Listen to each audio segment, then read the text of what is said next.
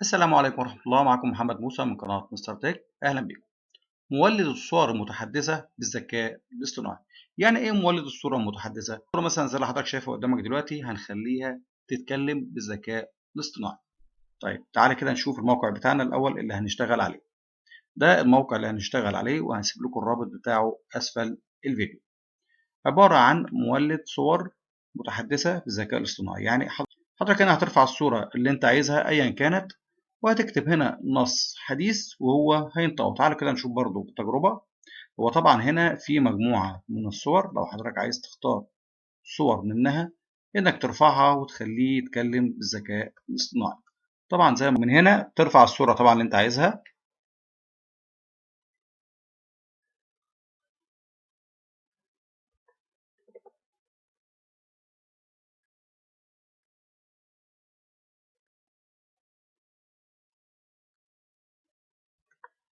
هنستنى ثواني لحد ما يتم رفع الصورة.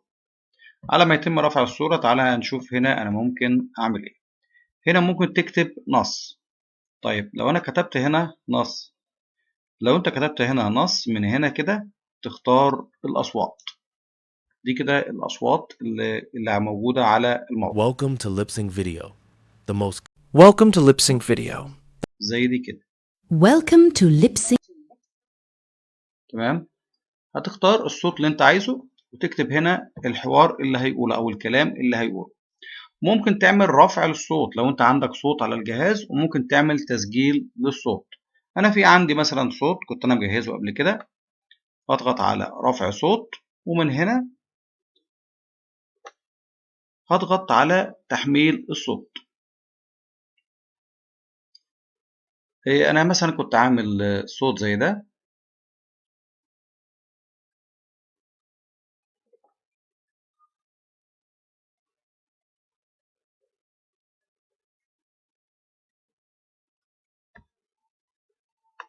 هنستنى بقى ثواني لحد ما يتم رفع الصوت، وبعد كده بندمج الصوت على الصورة.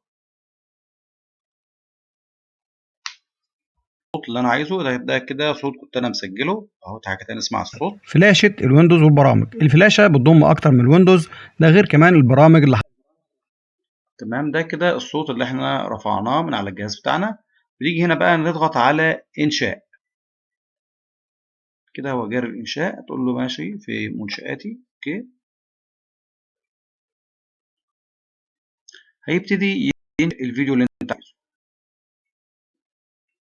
وكده خلاص تم إنشاء الفيديو. تعالوا كده نجرب الفيديو بتاعنا. فلاشة الطوارئ. فلاشة الويندوز والبرامج. الفلاشة بتضم أكتر من الويندوز، ده غير كمان البرامج اللي حضرتك محتاجها، وكل ده بسعر حصري. لا، مع مستر تك مجاني. زي ما انتم شايفين الفيديو جميل جدا وبالكلام وبالنص اللي انت قلته. يبقى كده هتقدر تكتب له النص اللي انت عايزه هو ينطقه بصوته، او تقدر تحمل له الصوت اللي انت عايزه للفيديو. طيب احنا ممكن نحمل فيديو. طبعا انت ممكن من هنا برضو تحمل فيديو. اهو في هنا، هنا فيديو حوار بالذكاء الاصطناعي، في هنا مزامنه بالذكاء الاصطناعي. يعني لو نزلنا هنا كده، انت هنا كده تقدر تضيف فيديو. او مثلا هنا MP4 هتقدر كده تضيف فيديو وتضيف عليه بقى الصوت اللي انت عايزه. وليكن مثلا فيديو زي ده. في حالة انك هترفع له صوت فهو ما بيقبلش غير صوت ويف اللي هو امتداد ويف. فده موقع انا استخدمته في تحويل الاصوات. انا طبعا مسجل صوت ليا، فانا هضغط هنا بقى كده واحمل الصوت بتاعي واخليه يحوله لي لويف.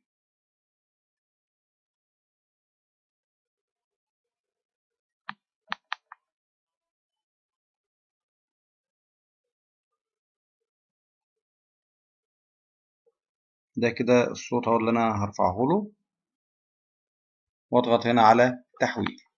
طبعا حضرتك لو معاك الصوت جاهز هتحمله على طول، لكن لو الصوت مش جاهز هتحوله بالطريقة دي.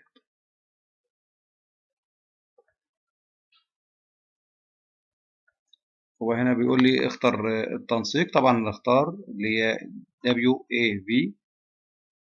بعد كده نضغط على تحويل.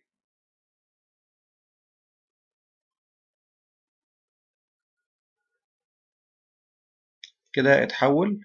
نضغط على تنزيل.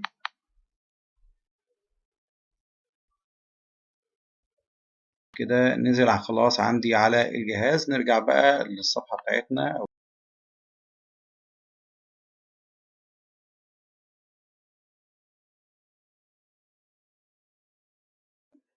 طبعا هنا عندك شوية أدوات كتير ممكن تستخدمها. عندك ملزمات الشفاء للكرتون، كرتون بالذكاء الاصطناعي والطفل، الحيوانات الأليفة، ترجمة الفيديو. يعني في حاجات كتير جدا برضو حضرتك ممكن تجربها.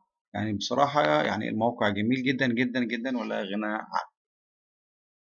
وبكده نكون وصلنا لنهاية حلقتنا. طبعا لو عجب حضرتك الحلقة ما تنساش تضغط لايك، ولو لسه ما اشتركتش في الصفحة اشترك وفعل زر الجرس علشان يوصلك كل ما هو جديد من قناة مستر تك. وأي سؤال أو استفسار سيبوها لي في التعليقات أسفل الفيديو، وبحاول أرد عليكم في أقرب وقت ممكن.